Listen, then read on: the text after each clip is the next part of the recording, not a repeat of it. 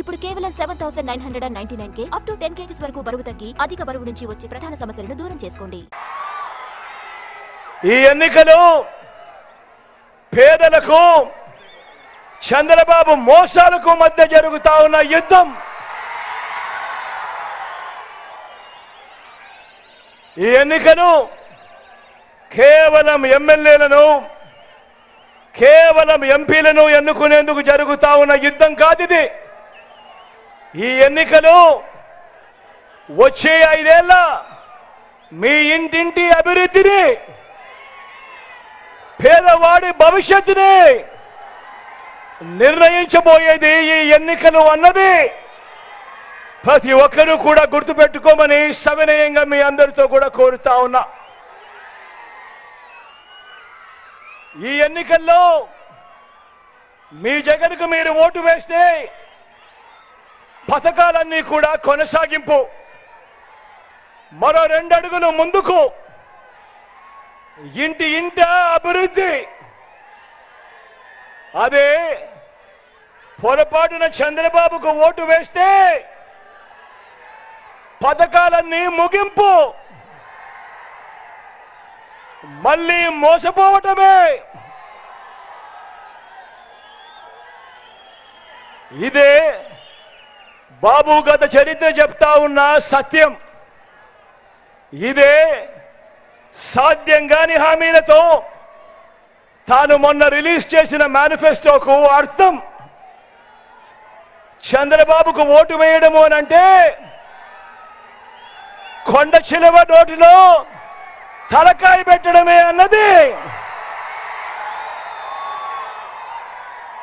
ప్రతి ఒక్కరూ కూడా గుర్తుపెట్టుకోమని మీ అందరితో కూడా ఈరోజు సవినయంగా కోరుతా ఉన్నాను.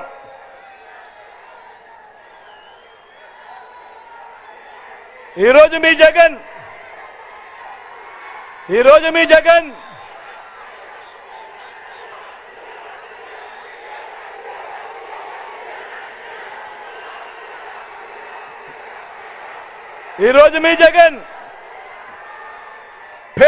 పేదలు అని మాట్లాడుతూ ఉంటే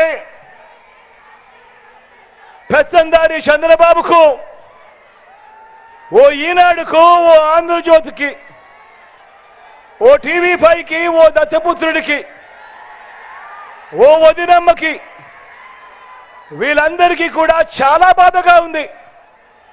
వీళ్ళందరికీ కూడా విపరీతంగా కోపం కూడా వస్తా ఉంది. జగన్ ఎప్పుడు పేదలు పేదలు పేదలు అంటా ఉన్నాడు అని తట్టుకోలేకపోతా ఉన్నారు వీళ్ళంతా కూడా. అందరూ ఆలోచన చేయమని కోరుతా ఉన్నా. ఈరోజు జరుగుతా ఉన్నది కులాల మధ్య యుద్ధం కాదు.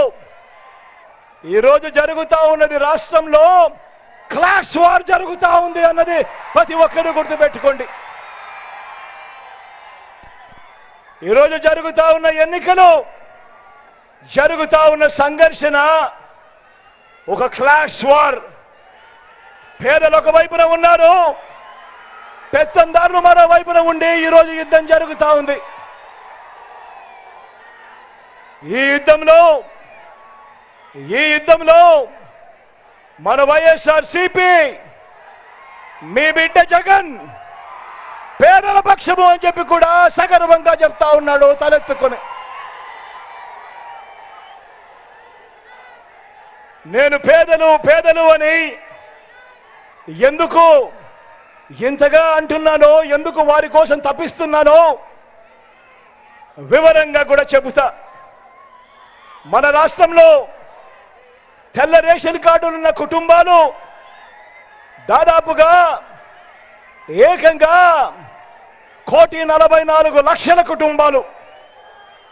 అంటే మన జనాభాలో 90% దాదాపుగా తెల్ల రేషన్ కార్డులు ఉన్న కుటుంబాలే. మరి నేను అడుగుతా ఉన్నాను,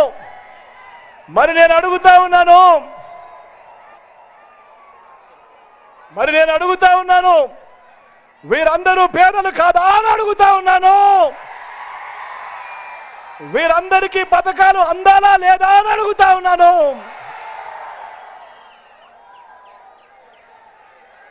ఇవాళ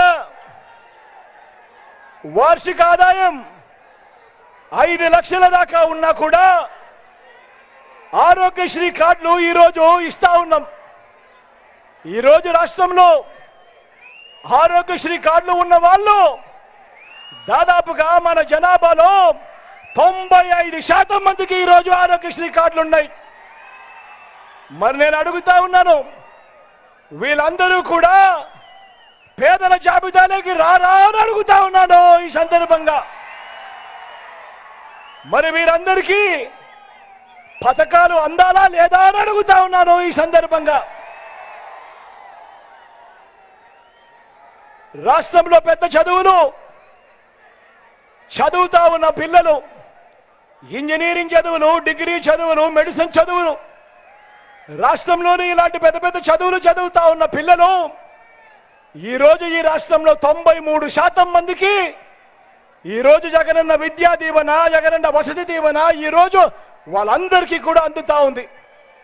నేను అడుగుతా ఉన్నా, మరి ఏకంగా 93% మంది పిల్లలకు, పెద్ద చదువులు చదువుతా ఉన్న పిల్లలకు ఈరోజు విద్యా దీవెన, వసతి దీవెన అందుతా ఉంటే మరి వీళ్ళందరూ పేదలు కాదా అని అడుగుతా ఉన్నాను మీ అందరి సమక్షంలో. మరి వీరందరికీ పథకాలు అందాలా లేదా అని అడుగుతా ఉన్నాను మీ అందరి సమక్షంలో.